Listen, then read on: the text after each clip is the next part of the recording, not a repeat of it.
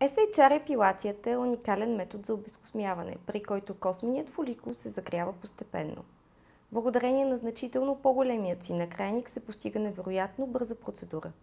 При традиционната епилация се използва единична висока доза енергия, за да се премахне нежеланото окосмяване и така обикновено резултатът е болка и евентуално изгаряне.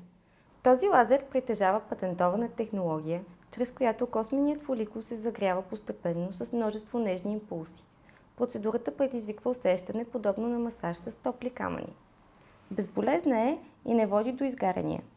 При това загряване се действа много по-ефективно срещу косъма, тъй като енергията и топлината преминават многократно през неговия фоликул. Докато при традиционните лазери се разчита косъмът да се повлияе от еднократната доза енергия, която в много случаи въобще не попада върху него. Лазерът позволява работа целогодишно, дори и през летните месеци, без опасност от изгаряния.